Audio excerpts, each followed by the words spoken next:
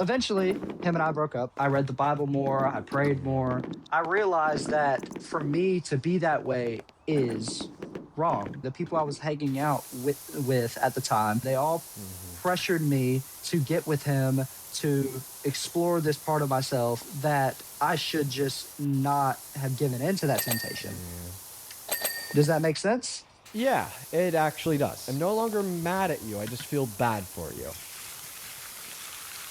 At this point in time, do you still support Trump? Yes, I do. Okay, why? He rejects the left's woke ideology Okay, so that is poisoning our society and our morals. okay, I want you to give me a very clear and clean-cut example of the left's quote-unquote woke ideology that is poisoning society and our collective morals. The drag race, the drag shows, the popularization of transgenderism, open homosexuality, and all of this is immoral. It is wrong. Okay, Completely first wrong. and foremost, transgenderism isn't a word. Your lack of a third-grade education is completely wrong. Second of all, drag individuals aren't necessarily trans. And then third of all, you said there's something wrong with being openly non-straight. Now, we have to use the phrase non-straight on TikTok or else we'll get flagged for hate speech. So why is it wrong to be openly non-straight? Because it is against God's word. So where in the Bible does it say it's wrong to be openly non-straight? Thou shalt not lie with men. Like lying with, like sodomy, all of these words, it's wrong. That's the action of engaging in non-straight intercourse. And that's an argument I could refute as well, but this is a linear dialogue. So we're just going to begin with a conversation surrounding why you think it's wrong to be non-straight. So being non-straight would be to possess same-gendered attractions, and possessing same-gendered attractions is different than engaging in same-gender intercourse. So what is the biblical justification that it is wrong to possess same-gendered attractions? Man shall not lie with man, woman shall not lie with woman. Do you know what verse of the Bible that's in? I do not have, dude, I don't have the Bible memorized. I know that is a verse though. So that's either Leviticus 18:22 or Leviticus 20:13.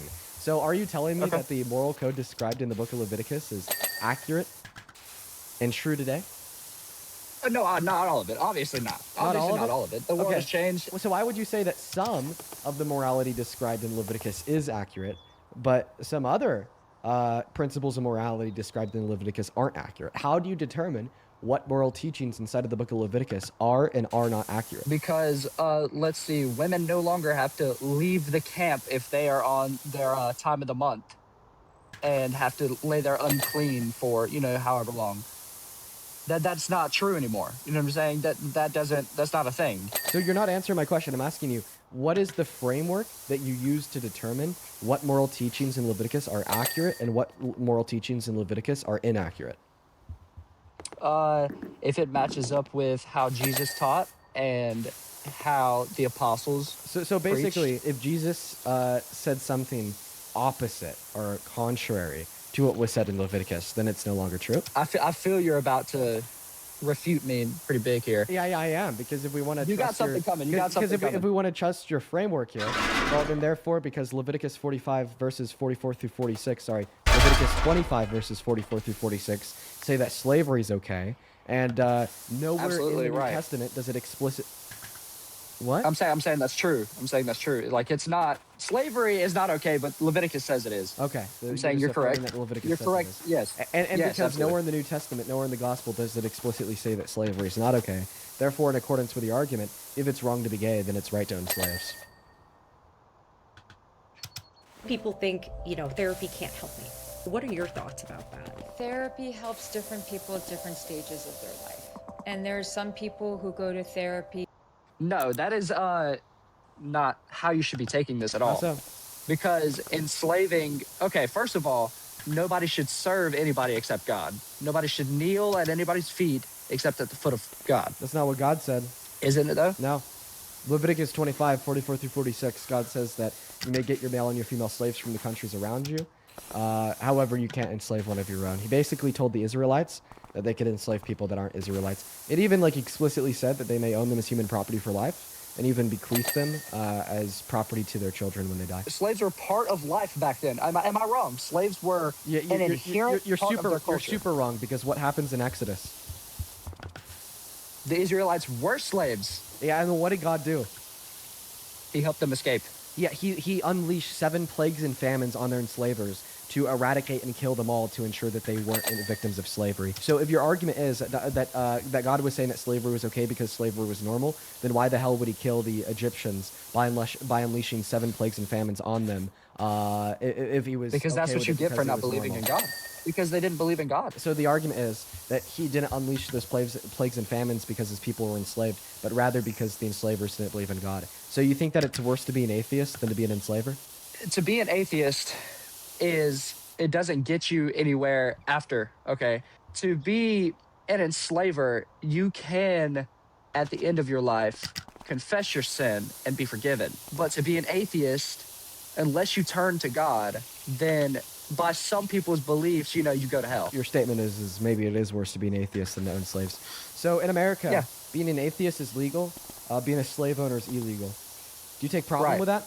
No. But I thought that being atheist was worse, and it's the only one of the 2 options that's legal. Because America stands for, freedom of religion, tolerance. You can do whatever you want.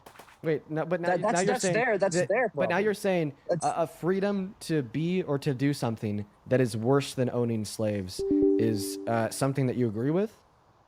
Because it's not worse for society or worse for other people. It's just worse for that person. Whatever they do to themselves is their problem. Now I think that we're equivocating on the way that we're using the term worse here. So you're arguing that it's worse for an individual to be an atheist than to own slaves, but only for themselves, not for others. In God's eyes. In God's eyes, but In only God's if they, Okay. repent their sins. If they repent their sins about being an enslaver or is whatever. God always right? You know what I'm saying? Is God always right? Is God always right? Yes. God is always right. So therefore, whatever is true of God's eyes should also be true of your eyes? Absolutely. So if it is true in God's eyes that it is worse to be an atheist than own slaves, that should also be true of your eyes. So you would argue that we should all think it's worse to be an atheist than to own slaves. So if we should all think that it's worse to be an atheist than to own slaves, then we should all reject a system in which criminalizes owning slaves but does not criminalize being an atheist. Would you ever vote for an atheist to be president? A non-Christian to be president? I honestly do think I would. Would you ever vote for a gay person to be president? No, I don't believe I would, no. But I thought that we just agreed that it's worse to be an atheist than to be gay, or to own slaves, or to do anything that you think is a sin. Because atheists can still have a good moral compass. Wait. To be non-straight means that your moral compass is off. Oh, wait. So first and foremost, you just refuted this logic. You're turning it around. You said that it's literally worse to be an atheist and to reject God, right, than to be gay. I didn't say you or couldn't to have own good morals. slaves. Right, so therefore, why would we argue here that you can be an atheist and possess good morals, but you can't be gay and possess good morals? Because being non-straight means that you go against biology just for some attraction that has no real use in society. There is no use for it. Well, come on, what's worse, under your view, going against biology or going against God? Going against God is worse. From your view, comparing a gay person to a straight to a straight atheist person, which one is going against biology and which one is going against God? Gay would be going against, or Biology. non-straight would be going against biology, and atheist would be going against God. Right. So then therefore, you'd Okay, argue so- that the atheist would have a worse moral code than the gay person. Also, by the way, it doesn't go against biology to be gay. In fact, our biology explains It why does. we are gay. So can 2 men have children? Can 2 men have children? Assuming your definition of a man, absolutely not. Anal intercourse won't lead to children. That's what I mean to say. Absolutely, you're correct. So why would you say that it's not wrong? Why would you say that it's not? It doesn't go against biology. For the same reason that you'd argue it's not wrong for your parents to engage in sex. If your mom is over the age of 60, she's likely infertile due to going through menopause. They can't have kids. You don't think it's wrong? No, because Oh. man shall not lie with man, woman shall not lie with woman. But man, Yeah, well, I mean, we've man already shall disputed. lie with So woman. we've already disputed that verse, right? In arguing that we should accept the moral teachings of the Book of Leviticus in the Christian Bible, you're also, in virtue of that fact, arguing that we should accept slavery because Leviticus 25 verses 44 through 46 say that slavery is okay. Honestly, I should have called this out, and I'm going to call it out now. Engaging in gay sex is not identical to being gay. Being gay is possessing attractions to the same gender, not engaging in sex with the same gender. So why specifically is it wrong to possess the attractions? Because it means that you want the sex. And Is it lust is also a sin. Wait. But lust isn't a sin just for like gay people. It would also be a sin for straight people. So that's not going to be You're right. specifically entailing But that therefore it's wrong to be gay, or else it would also entail that it's wrong to be straight. All right. So you're going in circles around my point. Because if you want to argue here that like lust is wrong, gay people can lust, therefore being gay is wrong, straight people can lust, therefore being straight's wrong. All right, and you're about to say that one is worse than the other. Nowhere in the Bible does it say that one sin is worse than the other sin outside of blasphemy. So you're already arguing from a non-Christian perspective. Let's say you're a straight person, you lust for somebody. Okay, that is a sin. To lust for somebody is a sin. Okay, but it doesn't make being straight wrong. So then why does it make being gay wrong? Because being gay is wrong. Why? Why are same-gendered attractions wrong? It goes against how God made man and woman. That's just not true. It goes against... Yes, it does. Yes, I can explain to you how that's not true. 1000% true. I can explain to you how that's not true. Did God design you in your mother's womb? Yes. Okay, so therefore God designed gay people in their mother's womb too, right? Sure. Yeah, you believe you're sure. gay. So you believe you're gay argued. from the moment you're born? I believe that individuals are born with biological predispositions to be gay, the same way that I was born with the biological predispositions to be 5'9". And we know this is a scientific fact because when we look at the science on the subject matter, what we see is that gay men have a larger anterior commissure in the context of the human brain, which is the nerve lining between the two hemispheres of their brains, that is a biological predisposition to be gay. B, they also have various associations along the genetic code that straight men don't typically have, such as an association along the XQ23 chromosome that is a biological predisposition to be gay. Gay men also have variant traits of the AI-NEH3 subsection of the hypothalamus, such as different dendritic densities, different neuronic activity, and different levels of particular neurohormones, such as FSH. Those are all biological predispositions to be gay. Therefore, because these biological predispositions are hard-coded into us from birth, and God designed us all, including gay people, inside of the womb. And by the way, he's a perfect designer. Not only did God design people to be gay, but he also did so perfectly. Therefore, being gay is perfect. If you accept that God is a perfect, benevolent, all-powerful designer. So, but by your argument, if he's a perfect, all-powerful, benevolent designer, then didn't he design us to sin? No, that is Satan, the devil, or evil temptation, right? Tempting us to go against God's word to keep us for him. Well, actually, God designed us with the ability to sin. God designed us with free will, okay? And God did, right? Exactly. Right? Because we're talking about the biological preconditions that God made. And these biological preconditions include what makes people gay, not what makes people allow to have the choice to be gay, because being gay is not a choice, but literally the biological predispositions that make them gay, very similar to the biological predispositions that I possess that made me 5'9", that made my eyes blue or my hair blonde. Okay, well, the biological predispositions to be gay can be resisted, unlike your blue eyes and your blonde hair and your white skin. No, you know what I'm saying? Like, you can't change that. You can't stop being gay. Change. You can't stop being gay. Yes, you can. Yes, you can. No, because that implies that our sexual orientation is a choice. Okay, which it's not. It is. Okay, it can is you choose? 1000%. Okay, does this mean that you could choose to be attracted to me right now? Yeah. I mean, eventually, sure. I don't know. I mean, I would want to. I want you to prove that to us. So what I want you to do is I very quickly want you to choose to be attracted to me, verify this with evidence by telling me that you're attracted to me, but then quickly choose But I'm back. not. But then quickly choose back. That's not how it works. See, so it's not a choice. Your environment around you, the people around you, and the things you do growing up, the things you read, the things you watch, and all that, they influence you. They influence you.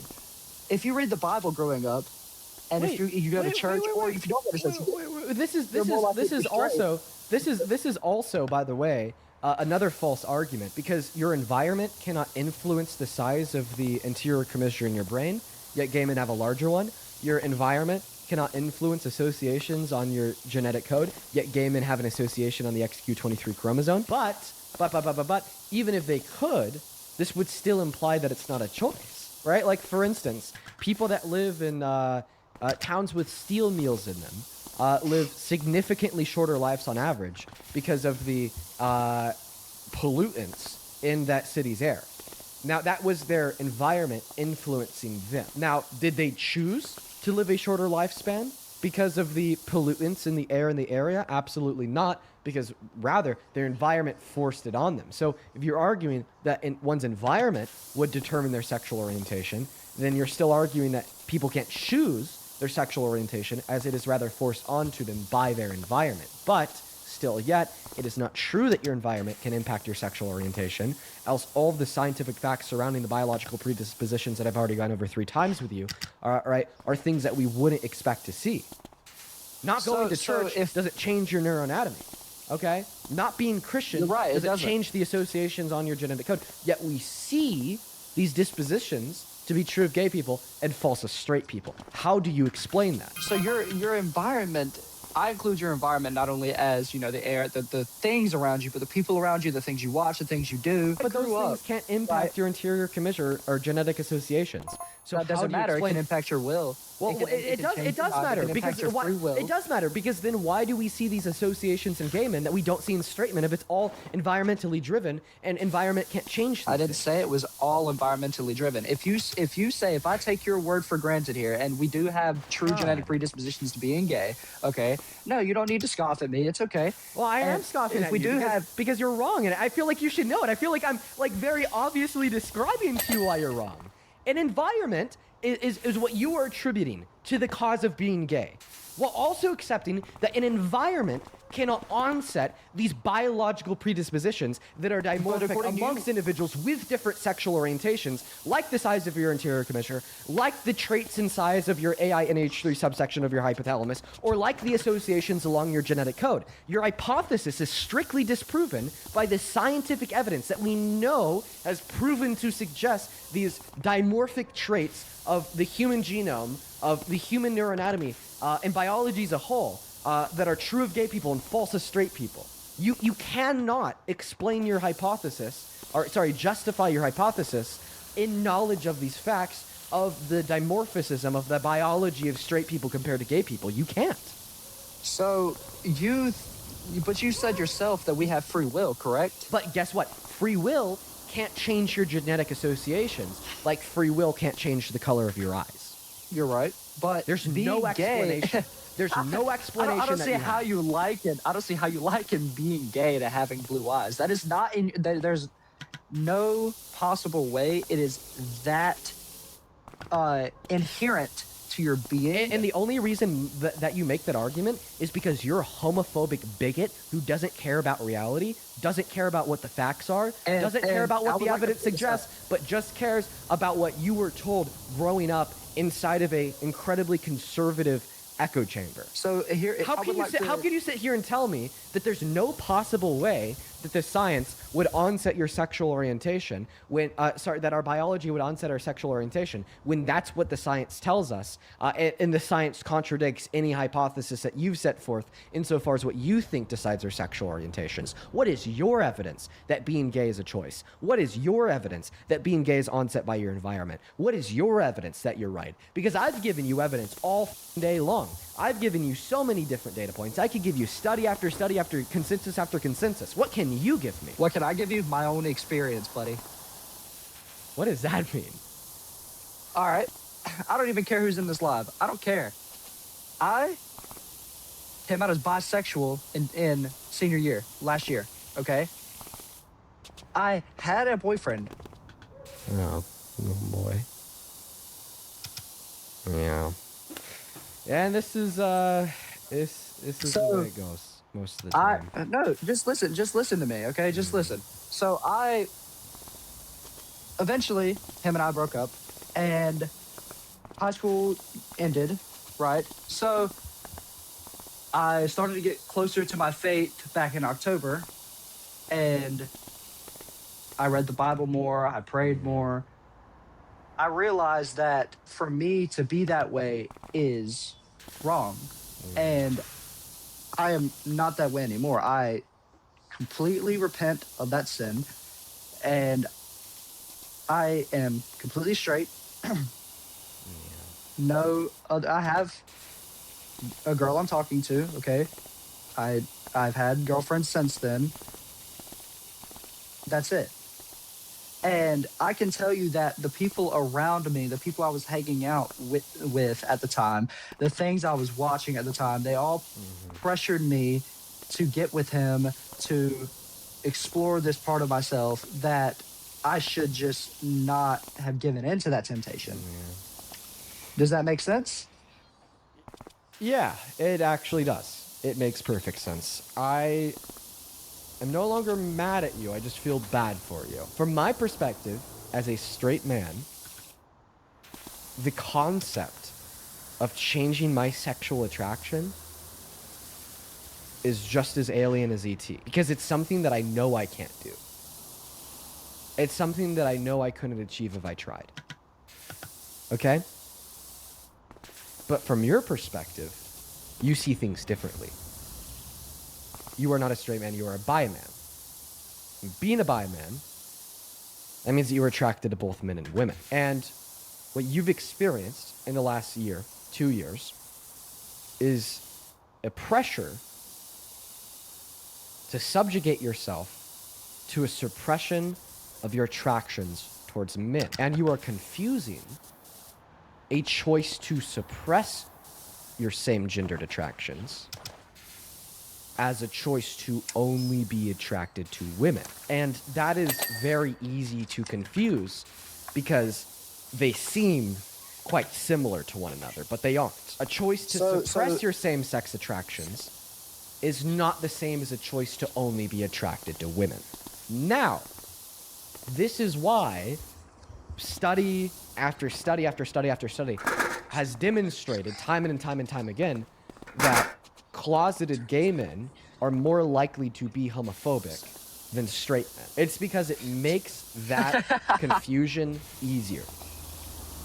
And, So you think I'm sorry that you're going through this. I'm really not trying to be an asshole here. This has now just completely shifted my perspective from like wanting to get real angry at you because of what you believe to instead wanting to help guide you towards the truth and help you overcome this confusion that you're experiencing onset by heteronormativity. It's all too often we hear from guests on this live stream that the issue is a push for people to be gay, that the issue is a push for people to be a member of the LGBTQ plus community, an issue to indoctrinate our youth into boys liking boys, girls liking girls, men liking men, and women liking women, when in all reality, the real issue, right, is heteronormativity, which is a push for people to be straight and a push for bi men, like this guest, to suppress their same-gendered attractions, which they then confuse as an intentional and conscious choice to be straight.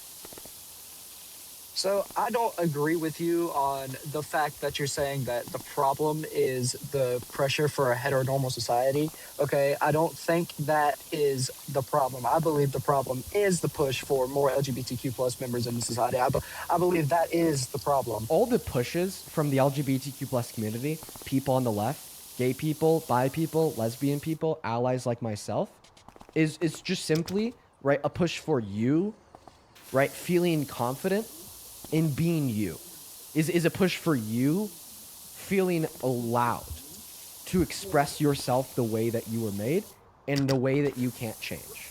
Okay? That's it. That's it. That's what it boils down to. And all he wants is a different meat. Then enough you can see right through me. I wanna make the sandwich of your dreams. So what do you think I should do as me? What is your opinion on what I should do? I think that you should accept yourself for who you are, because who you are is not a demon.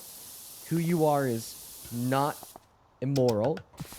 Who you are is not regressive to society, but rather progressive in a positive direction. There's a lot of social and even evolutionary advantages towards being bi, being not straight. That's why we see in our closest genetic relative, the babonos, an emergence of homosexuality over the course of the last 50,000 years, because it serves the evolutionary purpose of social advantage, which is important in the hierarchy structure of society. which is where survival of the fittest has been pushing towards since the culmination and creation of society, interestingly enough. And I think that you shouldn't be scared to love who you love and to be with who you want to be with, as long as it is inside of a consensual adult relationship, right? It's not wrong to explore who you are inside of these relative bounds, and it's also not wrong to explore your faith, because there's many people who are Christian. There's many people who serve Christ, and there's many churches that will teach his preachings that will accept you for who you are. So, I don't know if you can hear me clearly or not. I am driving right now.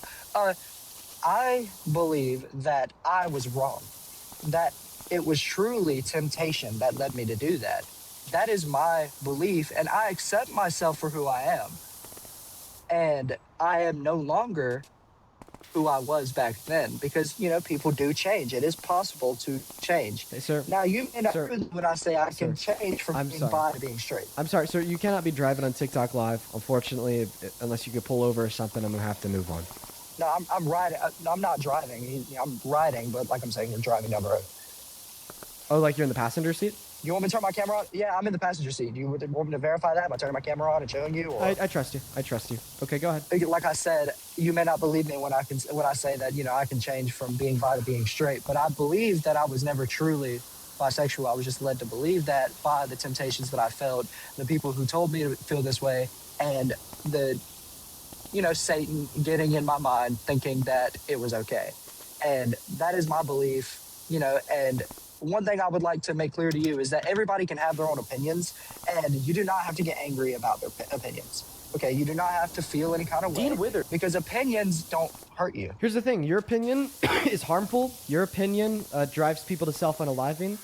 Your opinion causes individuals to suppress a part of themselves that shouldn't be suppressed, and you're an example.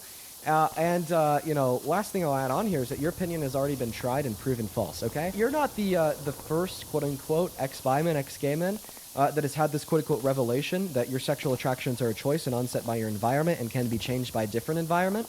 And in fact, this was the fad, this was the normal, this was what was promoted in America from the 60s towards early 2000s with the emergence of convergence therapies. Every single one of these large conversion therapies that told men such as yourself that if you're struggling with same-sex attractions, you could come to this therapy and we'll make you straight, were actually ran by men such as yourself that claim to be a bi man, an ex-gay man, and it worked on them, and they'll do it on somebody else too. And the thing is that these conversion therapies showed absolutely no efficacy, and the leaders and owners and runners of all the largest conversion therapies in America, such as Exodus International, all inevitably ended up shutting their doors, telling the world that they still have same-sex attractions, telling the world that the conversion therapies didn't work, and apologize to their crimes of horror against the LGBTQ plus community. So because of the generations of men and women that have come before you, that have been a lot like you, claiming same-sex attractions,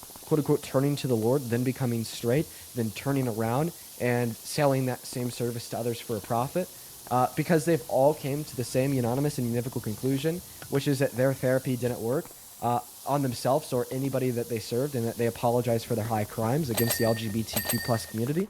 I think it's time that at the bare minimum, you wake up to that fact and you realize that you are walking down a very dangerous path for yourself, a very dangerous path for others too, and that you're just simply wrong, and that it's okay to be who you are, and it's just a fact of yourself that you can't change. Okay, these are horrible crimes against good people.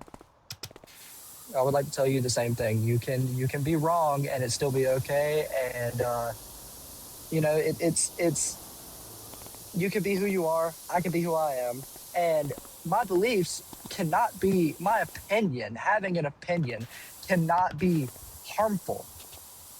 If it is harmful to somebody, it is their mental process that is the problem. It is their being that is the problem.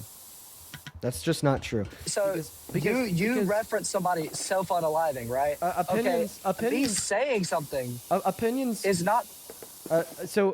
Opinions in a society create the structure in which that society operates under. That's just direct democracy 101 for you. So Right, because the opinions in a society create the structure under which the society is run, That's where we get structures from that tell black people they can't shop in stores owned by white people. That's where we get structures that tell gay people that they can't apply for this job because they'll get rejected.